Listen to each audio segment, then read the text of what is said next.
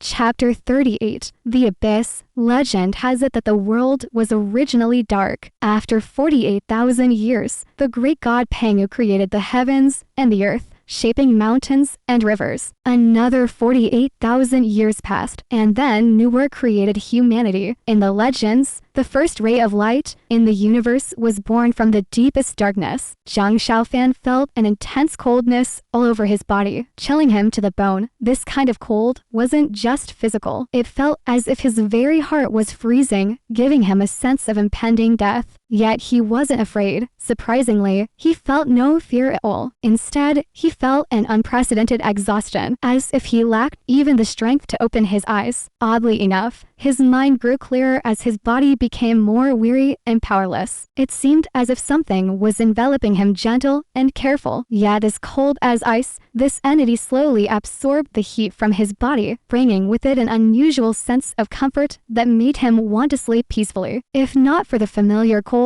or in his right hand, rising protectively, and the sensation of holding a cold, soft hand in his left, he might have succumbed to that sleep. With great effort, Zhang Xiaofan slowly forced his eyes open, inch by inch. There, in the eternal darkness, was a glimmer of light. In the boundless, infinite darkness, a faint, soft white light quietly illuminated before Zhang Xiaofan. It hovered and swayed in the darkness, entangling him like the most tender of women embracing her beloved. The light transformed into a wisp of mist, ethereal and elusive, gradually forming a beautiful yet sorrowful face. The face approached Zhang Xiaofan's lips to kiss him. There was a faint fragrance between those lips, a trace of bewilderment, but overwhelmingly, there was just coldness, a chill that reached his very soul. The fire stick in his hand suddenly flared up, its mysterious blue light blocking Zhang Xiaofan. The beautiful face, formed from the white mist, seemed fearful and retreated. Zhang Xiaofan's body shook as he flipped up. Realizing what he was facing, he cried out in shock, "Yin spirit." Ancient legends state that while humans grow old and die, only the soul remains eternal. At the end of one's life, the soul leaves the body to seek rebirth, continuing the cycle of reincarnation. However, there exist resentful spirits in the world, driven by the three poisons of greed, anger, and ignorance, and the fears and evils of the living. They cling to the mortal world, unwilling to move on. These are known as yin spirits.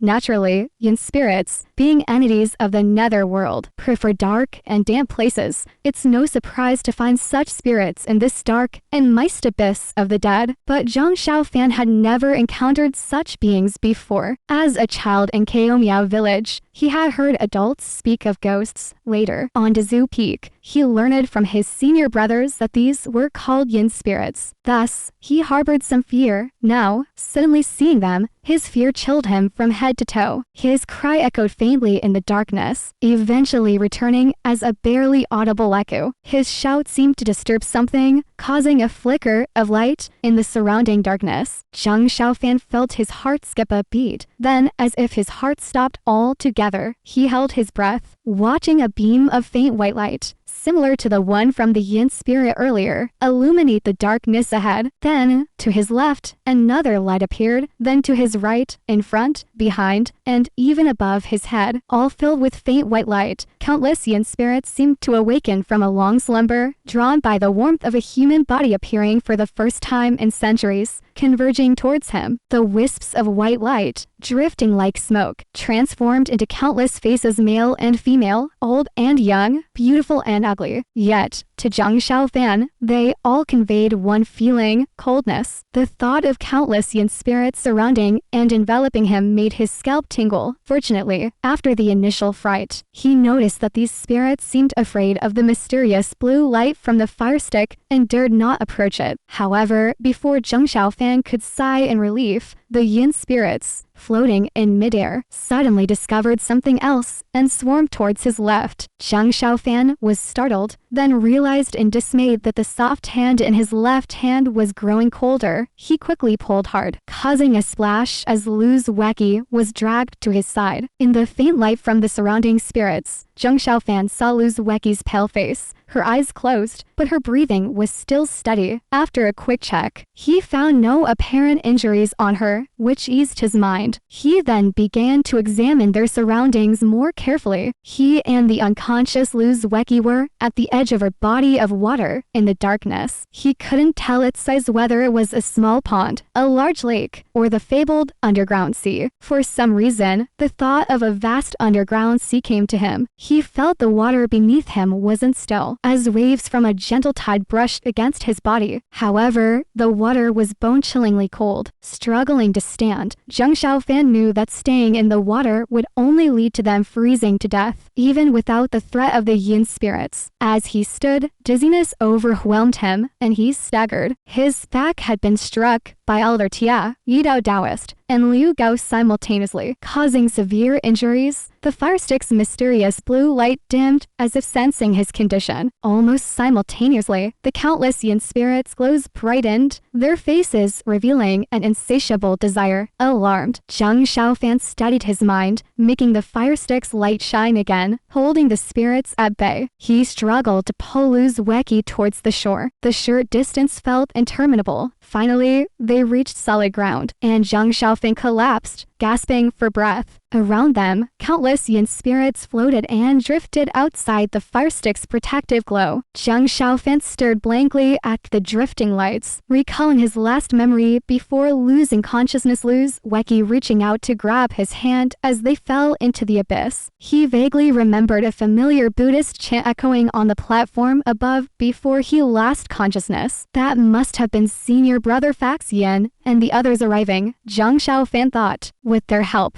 along with Chai Hao and Zhang Sheshi's skills, they should be fine. If Senior Brother Chai is safe, Senior Sister Linger won't be sad, right? But then, Zhang Xiaofan asked himself, if I die, will Senior Sister Linger be sad? Maybe she would feel a bit sorrowful. After all, they had spent so much time together over the years. He knew that beneath her beautiful and strong exterior, she was tender and vulnerable. If she heard of his unfortunate death, she would surely shed some tears, wouldn't she? She would feel sorrow, wouldn't she? She would probably erect a tomb for him on Dazhu Peak, even if no body was found, right? In the years to come, how many times would she visit his tomb? If so, would he, like these yin spirits, linger around his tomb, unable to move on, silently hoping to see that familiar figure again. In the silent darkness, the young man sighed softly, his grief unknown to anyone.